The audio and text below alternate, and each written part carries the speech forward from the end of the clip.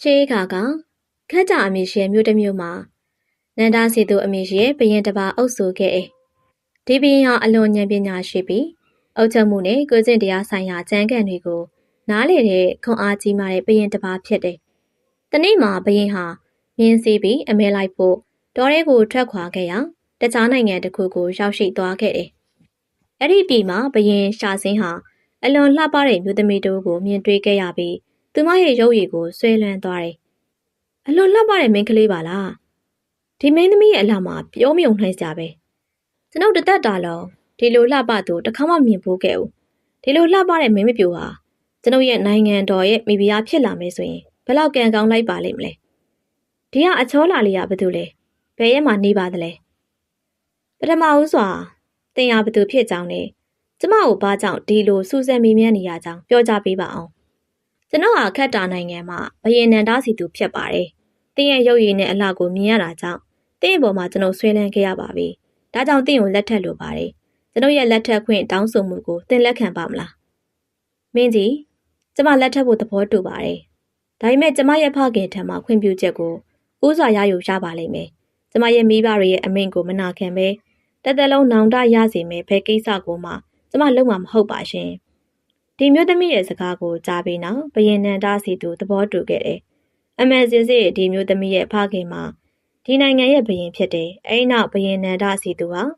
ဘုရင်ထံသွားရောက်ပြီးသမီးဖြစ်သူကိုမိဖုရားဖြစ်တင်မြှောက်လိုကြောင်းတောင်းခံခဲ့တယ်။အချိန်တော်ကြာစဉ်းစားပြီးနောက်ဒီဘုရင်ဟာသမီးဖြစ်သူကိုဘုရင်နန္ဒစီသူနဲ့လက်ထပ်ဖို့ခွင့်ပြုခဲ့တယ်။ဘုရင်နန္ဒစီသူဟာအလွန်လှပတဲ့ဇနီးတဲ့လှရမင်းကိုရရှိပြီးနောက်အလွန်ပျော်ရွှင်ခဲ့ပြီးမိမိကိုယ်ကိုကံကောင်းသူလို့ယူဆခဲ့တယ်။ဘုရင်ဟာမိဖုရားရဲ့အလှကိုဆွဲလန်းလွန်းတာကြောင့်နိုင်ငံတော်ကိစ္စတွေပေါ်အာရုံမစိုက်နိုင်တော့ပြီ။ရများစွာကြာပြီးနောက်ဘုရင်ဟာတော်ထဲမှာအမဲလိုက်ဖို့စိတ်ကိုမိရဲ့။မိဖုရားကြီးဒီနေ့ကျွန်ုပ်ဟာတော်ထဲကိုအမဲလိုက်သွားမှဖြစ်တော့ပြန်လာချိန်နောက်ကျကောင်းနောက်ကျနိုင်တယ်။တင်လုံးဝဆိုရင်ပူပန်ခြင်းမရှိပါနဲ့နော်။အရှင်မင်းကြီးအရှင်ဟာတော်ထဲကိုသွားရောက်တာမှန်ပေမဲ့တယောက်တည်းမသွားပါနဲ့။ကျမတခုပဲတောင်းဆိုပါတယ်။တက်တော်ဆောင်တအုပ်ကိုခေါ်ဆောင်သွားပေးပါမင်းကြီး။မိဖုရားရဲ့စကားကိုနားထောင်ပြီးတော့ဘုရင်ဟာစစ်သားတအုပ်ကိုခေါ်ဆောင်ကအမဲလိုက်ဖို့တောထဲကိုထွက်ခဲ့တယ်။တောထဲမှာဘုရင်ဟာတရားရတဲ့သမင်တကောင်ကိုမြင်ခဲ့ပြီးညနေပြစ်ခတ်ခဲ့ရာသမင်မသွေးတွေစီးကြလာတယ်။ဒီသွေးတွေကိုမြင်ပြီးနောက်မိဖုရားရဲ့ချစ်ချင်းမြတ်တာကိုစမ်းသပ်ဖို့ဘုရင်ရဲ့စိတ်ထဲမှာအတွေ့တစ်ခုပေါ်လာတယ်။စစ်သားငါသည်မိဖုရားကိုစမ်းသပ်လိုတယ်။ငါ့ကိုချစ်သလောက်သူကလည်းပြန်ချစ်ရသလားဆိုတာသိချင်တယ်။အခုငါပြောတဲ့အတိုင်းလုပ်ရမယ်။ဒီသမင်ရဲ့သွေးတွေနဲ့စောနေရဲ့ငါရဲ့အဝတ်တွေကိုယူပြီးနန်းတော်ကိုသွားပါ။မိဖုရားလှရမင်းကိုအရှင်မင်းကြီးကိုတော်ထဲမှာအမဲလိုက်ရင်ချင်းသေးရတက်လိုက်ပြီလို့လိန်ညာပြောကြပါ။မိဖုရားမယုံရင်သွေးစွနေရဲ့ဒီဝတ်တွေကိုပြသလိုက်ပါ။အရှင်မင်းကြီးကျွန်ုပ်မှာဒီလိုကြီးမားတဲ့လိန်ညာမှုကိုမိဖုရားကြီးရှိမှပြောဆိုနေတဲ့တတိမရှိပါ။အရှင်မင်းကြီးကျွန်ုပ်ဒီကိစ္စမလုပ်နိုင်ပါ။တင်ရဘရင်စကားကိုနားထောင်ပါလား။မိဖုရားရဲ့စကားကိုနားထောင်ပါလား။ငါသည်တင့်ရဲ့ကြွေးမွေးထောက်ပံ့သူဖြစ်တယ်။ငါကြောင့်သာတင့်ရဲ့မိသားစုစားဝတ်နေရေးပြေလေတယ်။ငါစကားကိုမနာခံပဲနေမှာလား။ဘရင်ရဲ့စကားကြောင့်စစ်တီဟာဝေရောတိဖြစ်ပြီးနောက်ဆုံးမှာဘရင်စကားကိုနာခံကသွေးစွန်းတဲ့အဝတ်တွေကိုယူပြီးနန်းတော်ကိုပြန်ခဲ့တယ်။မိဖုရားကြီးလွန်ခဲ့တဲ့ခဏကကျွန်ုပ်နဲ့အရှင်မင်းကြီးဟာအမဲလိုက်ဖို့တောတွေကိုတွားခဲ့ကြတယ်။ကျွန်ုပ်တို့တောထဲရောက်တာနဲ့ချင်းသေးတကောင်ဟာအရှင်မင်းကြီးအပေါ်ခုံအုပ်ပြီးတိုက်ခိုက်ခဲ့ပါတယ်။ဒါကြောင့်အရှင်မင်းကြီးနှက်ရွာဆန်ခဲ့ပါတယ်။ဒီချင်းသေးရအရှင်မင်းကြီးကိုတက်ပြီးစားခဲ့ပါတယ်။ဒါဘယ်လိုဖြစ်နိုင်မှာလဲ။အိုး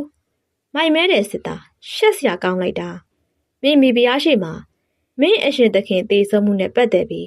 းဒီလိုကြီးမားတဲ့လိန်ညာမှုဘယ်လိုပြောရတာလဲ။ငါခင်မုံဟာချင်းသေးလက်ချက်နဲ့တေဆုံးခဲ့တယ်ဆိုရင်တင်းရဘာလို့အသက်ရှင်နေရလဲ။တင်းရလည်းအရှင်မင်းကြီးနဲ့တူပါသွားပဲမဟုတ်ဘူးလား။ဟုတ်ပါတယ်မိဖုရားကြီး။ချင်းသေးရအရှင်မင်းကြီးကိုတိုက်ခိုက်တဲ့အချိန်မှာကျွန်တော်တစ်ပင်ပေါ်ကိုတက်ပြီးအသက်လူပြေးခဲ့ရပါတယ်။စစ်သားရဲ့စကားကိုကြားပေမဲ့မိဖုရားဟာလက်မခံဘဲညှင်းဆန်ခဲ့တယ်။အဲဒီနောက်စစ်သားကသွေးစွန်းနေတဲ့ဘရင်အဝတ်စားတွေကိုမိဖုရားလှရမင်းကိုပြသခဲ့တယ်။မိဖုရားကြီးတကယ်လို့ကျွန်တော်ရဲ့စကားကိုမယုံရင်အရှင်မင်းကြီးရဲ့သွေးစွန်းနေတဲ့အဝတ်တွေကိုကိုယ်တိုင်ကြည့်ပါ။ဒီအရာတွေကိုမြင်ရင်ကျွန်တော်ရဲ့စကားကိုသိယုံကြည်ပါလိမ့်မယ်။မိဖုရားလှရမင်းဟာသွေးစွန်းနေတဲ့ဘရင်အဝတ်တွေကိုမြင်တာနဲ့ဘရင်သေးဆုံးပြီလို့ချက်ချင်းယုံကြည်သွားတယ် ဘယင်တည်ဆုံးပြီဆိုတဲ့သတင်းကိုကြားတယ်။ပူဆွေးဝမ်းနည်းမှုကြောင့်မိဖုရားဟာဒီချိန်မှာပင်သူမရဲ့လက်ချောင်းမှာဝှက်ဆင်ထားတဲ့စိန်လက်စုပ်ကိုရှာနေရက်လိုက်တဲ့စိန်အစိတ်ရအာနေတင်ကြောင်းမိဖုရားဟာချက်ချင်းတတိလေးမိမျောသွားတယ်။ခဏကြာပြီးနောက်ဘယင်ဟာနန်းတော်ကိုပြန်ရောက်လာပြီးမိမိရဲ့ချစ်လာစွာသောမိဖုရားကိုတတိမိနီရဲ့အခြေအနေနဲ့တွေ့ရှိခဲ့ရတယ်။ငါဇနီးဟာဘလောက်တောင်ကောင်းလိုက်လဲ။ तू ဟာငါ့ကိုဒီလိုချစ်ပါတယ်။ငါသာဒီကနေ့မိဖုရားရဲ့အခြေအနေမျိုးဖြစ်လာမှာမဟုတ်။ငါရဲ့မတန်တဆလေးညာမှုတစ်ခုကြောင့်ငါဇနီးဟာအသက်ပေးခဲ့ရတယ်။ဒီလိုသစ္စာရှိတဲ့ဇနီးတဲ့ကိုလိန်ညာမိရဲ့အတွက်များစွာနှောင်တရတယ်။ဝန်ကြီးချက်ချင်းနန်းတွင်သမားကိုခေါ်ပါ။အဲ့နောက်သမားတော်များစွာရောက်ရှိလာပြီးအမျိုးမျိုးသောစေဝါတွေနဲ့ကုသပေးမဲ့မိဖုရားအပေါ်ဘလို့အကျိုးသက်ရောက်မှုမှမရှိခဲ့ပြီးသူမရဲ့တတိမိမျောမှုမှာပိုလို့သာနှက်ဆိုင်လာတယ်။သမားတော်တွေကလည်းမိဖုရားဘဲချိန်မှာပြန်လည်နှိုးကြားလာမှာကိုမပြောနိုင်တော့ကြောင်းလက်လျှော့ခဲ့ကြတယ်။ဆိုရင်ပူပန်လာတဲ့ဘရင်ကမိဖုရားကိုကုသပေးနိုင်သူဘယ်သူမဆိုနိုင်ငံတော်ရဲ့တဝက်ကိုပေးမယ်လို့ကြေညာခဲ့တယ်။ဒါပေမဲ့ဘယ်သူမှမအောင်မြင်ခဲ့ပြီးဘရင်ဟာများစွာစိတ်မချမ်းမသာဖြစ်နေခဲ့ရတယ်။ဒီအချိန်မှာအသက်ပြန်ရှင်စေတဲ့ပညာရက်ကိုတက်မြောက်တဲ့ယတိတပါမြို့ကိုရောက်ရှိလာတယ်။ဘရင်ဟာအဲ့ဒီအကြောင်းကိုသိရှိတဲ့အခါမိမိရဲ့တတိလေးနဲ့ဇနီးတဲ့ကိုဒီယတိတံခေါ်ဆောင်သွားတယ်။ယတိဟာသူ့ရဲ့တောက်ရီခွက်ကိုအားနဲ့မြေပေါ်ကိုပြစ်ချလိုက်ရာခွက်မှာကျိုးသွားတယ်။မင်းကြီးတင့်ရဲ့ဇနီးတဲ့သိဆုံးသွားပြီ။အခုသူမအတွက်ဝမ်းထဲပူဆွေးနေခြင်းဟာအကျိုးမဖြစ်တော့ပါ။ကြည့်ပါမင်းကြီးဒီကျိုးနေတဲ့ကျွန်ုပ်ရဲ့တောက်ရီခွက်ဟာမူလတိုင်ပြန်မဖြစ်နိုင်တော့သလိုတင့်မိဖုရားဟာလည်းအသက်ပြန်ရှင်လာနိုင်မှာမဟုတ်။ယတိကြီးအခုအရှင်ဒီသာကျွန်ုပ်ရဲ့အရှင်သခင်နဲ့ဖန်ဆင်းရှင်ဖြစ်ပါတယ်။တကယ်လို့အရှင်သာစိတ်ဆန္ဒရှိရင်ကျွန်ုပ်ရဲ့မိဖုရားဟာအသက်ပြန်ရှင်လာနိုင်ပါလိမ့်မယ်။ကျွန်ုပ်ရဲ့ဇနီးတဲ့မိဖုရားကိုကျွန်ုပ်အလွန်ချစ်မြတ်နိုးပါတယ်။မင်းကြီးတင်ပြောတာမှန်ပါတယ်။ငါသာဆန္ဒရှိရင်မင်းမိဖုရားကိုအသက်ပြန်ရှင်လုပ်နိုင်တယ်။ဘာကြောင့်လဲဆိုတော့ငါဟာတည်ခြင်းမှာအသက်ပြန်ရှင်စေတဲ့ပညာကိုတက်မြောက်ထားတာကြောင့်ဖြစ်တယ်။ဒါပေမဲ့၎င်းအတွက်ကျွန်ုပ်ရဲ့စီကံချက်တစ်ခုရှိတယ်။ဆရာတော်ကျွန်ုပ်ကိုကဲ့တင်ပေးပါ။ဘယ်နည်းနဲ့မဆိုကျွန်ုပ်ရဲ့ဇနီးကို